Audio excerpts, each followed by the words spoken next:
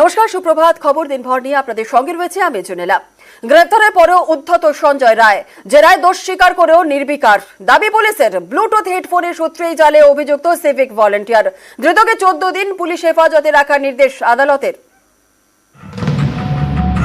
80 দিনে ফাঁসি দিন। অপরাধ স্বীকার করেও পুলিশি জেরার মুখে এভাবেই নাকি উদ্ধত সঞ্জয় রায়। আরজিকরের ঘটনায় শুক্রবার রাতে এই সঞ্জয়কে হাসপাতাল চত্বর থেকে গ্রেফতার করে পুলিশ। আমরা আর কিচ্ছু চাই না, কিচ্ছু না, শুধু যেন যে করেছে তার যেন চরম থেকে চরমতর শাস্তি হয়। ভবানীপুর এলাকার শম্ভুনাথ পণ্ডিত স্ট্রিটের বাসিন্দা সঞ্জয় কলকাতা পুলিশের সিভিক ভলান্টিয়ার। যদিও ধৃতের পেশা নিয়ে সাংবাদিকদের প্রশ্ন এদিন এড়িয়ে যান কলকাতার police commissioner. For us, he is a criminal of the highest order. Whatever he may be, he is a criminal. Such a heinous crime he is committed, and he is a criminal of the highest order, which deserves the highest form of punishment. Seminar হলে CC camera না থাকলেও আশপাশের CC ক্যামেরার footage খতিয়ে দেখতে শুরু করে police.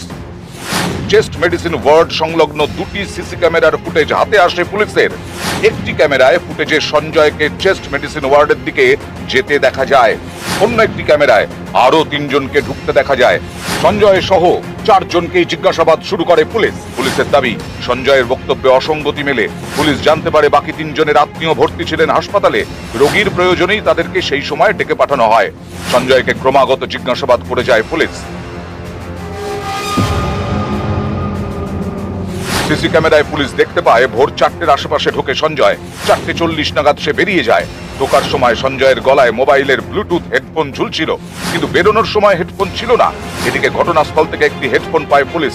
সেই হেডফোন অন করতেই সঞ্জয়ের মোবাইলের সঙ্গে পেয়ার হয়ে যায়। এরপরেই সঞ্জয় রায়কে গ্রেফতার করে পুলিশ।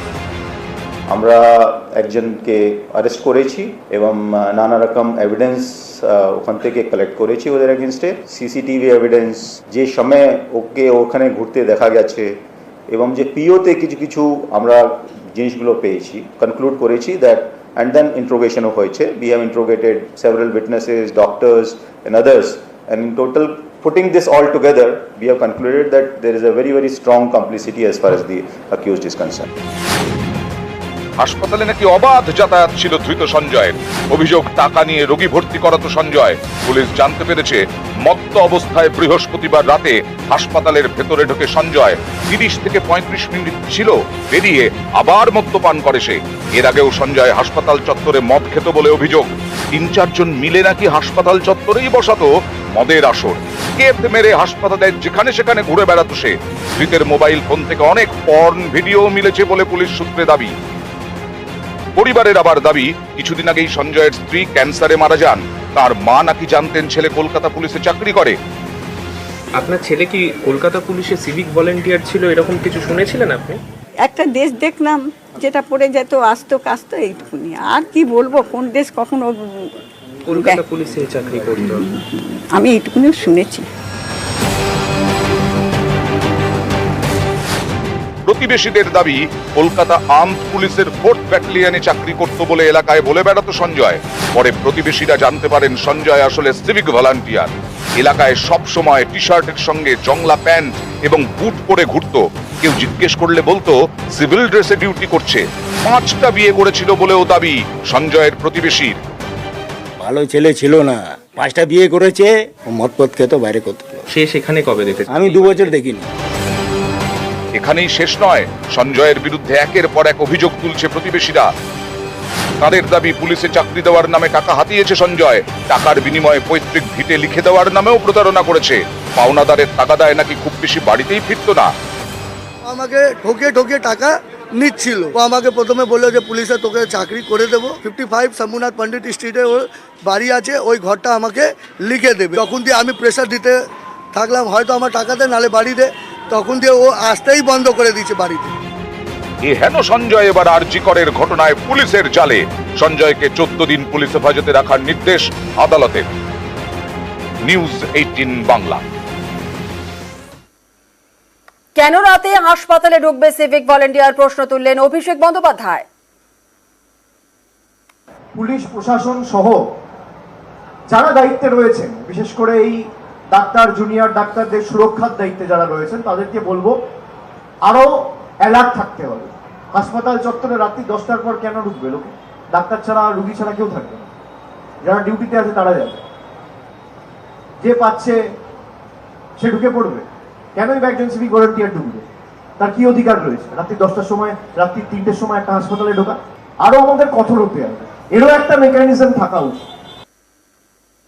আরজিকরের ঘটনায় ধর্ষণ ও খুনের মামলা পুলিশের, যৌন নির্যাতনের প্রমাণ মিলেছে বলে দাবি করলেন কলকাতা পুলিশ কমিশনার। এবং পুলিশের প্রাথমিক অনুসন্ধান রিপোর্টেও দাবি করা হয় যে শরীরে আঘাতের চিহ্ন ছিল। এতেই উঠছে প্রশ্ন, তাহলে কিভাবে প্রথমে আত্মহত্যার কথা বলা হলো? কারণ পরিবারের দাবি প্রথমে বলা হয় মেয়ে আত্মহত্যা করেছে।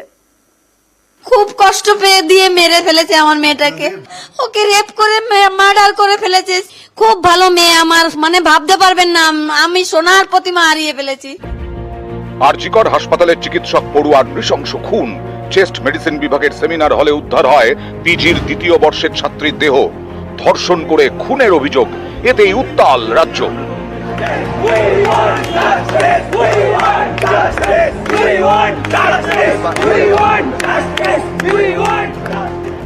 শুক্রবার রাতেই একজনকে গ্রেফতার করে পুলিশ। শনিবার কলকাতার পুলিশ কমিশনার বিনীত গোয়েল জানালেন, ধর্ষণ ও খুনের মামলা রুজু করেছে পুলিশ। যৌন নির্যাতনের প্রমাণ মিলেছে। The case has been started both under rape and murder. Sexual assault, there are signs of sexual assault as far as this is concerned. পুলিশের প্রাথমিক রিপোর্টেও চিকিৎসক তরুণীর দেহে প্রায় 10টি আঘাতের উল্লেখ ছিল। তাতে এও বলা হয় 2 চোখ ও মুখ থেকে রক্ত বেরোয়। যৌনাঙ্গেও মিলেছে রক্তের দাগ। অর্ধনগ্ন অবস্থায় মেলে চিকিৎসক তরুণীর দেহ। রাগ ও প্রতিহিংসা থেকে খুন করে থাকতে পারে ইনকোয়েস্ট রিপোর্টে দাবি করে পুলিশ। দেহের কলার বোনের কাছে ডান দিকে হাড়ের একটা অংশ ভাঙা মেলে। যদি কারো গলা হাত দিয়ে টেপা হয়ে থাকে সজোরে, এমন হাড় ভাঙতে পারে বলে মনে করছেন বিশেষজ্ঞরা। অনেক কষ্ট পেয়ে মারা গেছে, সারা মুখে কালশিটে, সারা গলায় কালশিটে, আঙ্গুলগুলো মুসড়িয়ে মুসড়িয়ে ভেঙে দিয়েছে। ফরেনসিক বিশেষজ্ঞরাও জানিয়েছিলেন শরীরে আঘাতের চিহ্ন আছে। আপনার কিছু মার্ক আছে, ঠোঁটে, গালে, গলায় কিছু মার্ক আছে। দেহ চিত অবস্থায় ছিল, শোয়ান অবস্থায় ছিল। গালে বা গলায় কিছুটা, আর কিছুটা ঠোঁটে ফাঁক দেখা গেছে। চাদর চাপা ছিল। আমরা চাদর তো সরিয়ে দেখি না, আমরা আমাদের কাজটা আমরা দেখিনি। মুখটা দেখতে পেয়েছি, মুখের বিভিন্ন পোর্শনে রয়েছে। এতেই অনেকেই প্রশ্ন তুলছেন, শরীরে আঘাতের চিহ্ন থাকলেও কেন প্রথমে আত্মহত্যার কথা বলা হলো? আমাদের তো গাড়িতে বললো আপনারা তাড়াতাড়ি আসুন, আপনার মেয়ে সুইসাইড করেছে। আমি তখন বলছি না, আমার মেয়ে এরকম হতেই পারে না।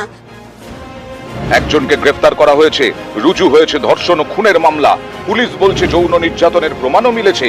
এতেই অনেকের এও প্রশ্ন, যৌন নির্যাতন কি একজনই করেছে, নাকি ধৃত সঞ্জয় রায়ের সঙ্গে আরো অনেকে হাজির ছিল সেমিনার হলে? এটা আমরা দেখো, it is just the beginning of the investigation. এখন আমি জাস্ট আপনাকে ইনভেস্টিগেশন একদিনে কনক্লুড হয়ে গেছে এই জিনিসটা আমি বলতে পারছি। নিউজ 18 বাংলা। ধর্ষণ খুনের মতো ঘটনায় আইন সংশোধনের দাবি অভিষেকের। দ্রুত দৃষ্টান্তমূলক ব্যবস্থা না নিলে মানসিকতা বদলানো যাবে না, মত তৃণমূলের সর্বভারতীয় সাধারণ সম্পাদকের। এই সমস্ত ঘটনা যারা ঘটায় তাদের সমাজে থাকার অধিকার নেই। ট্রায়াল হবে, দোষী সাব্যস্ত হবে, তারপর হাইডার তার ফাঁসি হবে, নইলে যাবজ্জীবন কারাদণ্ড হবে। যারা বিজেপির ফ্ল্যাগ নিয়ে বসেছে তাদের কাজ কি? তাদের উচিত তাদের যে দল ক্ষমতায় রয়েছে, তাদের যে নেতৃত্ব রয়েছে, তাদের সকলকে চিঠি লিখে তাদেরকে বলা যে আপনারা এমন একটা আইন আনুন যাতে 7 দিনে এরকম দোষী ধর্ষক খুনিদের বিচার। কেন 5 বছর 6 বছর লাগবে ট্রায়াল হতে? সিবিআই ইনকোয়ারি করে মেয়েটা ফিরে আসবে, যার প্রাণ গেল। হাতরাসে কি হয়েছিল মনে আছে? ধর্ষণ করে, খুন করে পুড়িয়ে দেওয়া হয়েছে, তারপরে বন্ধ হয়েছে। এবং আমি মনে করি আইনসভায় এমন কঠোর আইন আনা দরকার যেখানে 7 দিনের মধ্যে এই খুনি এবং ধর্ষকদের একদম এনকাউন্টার করে মারা উচিত।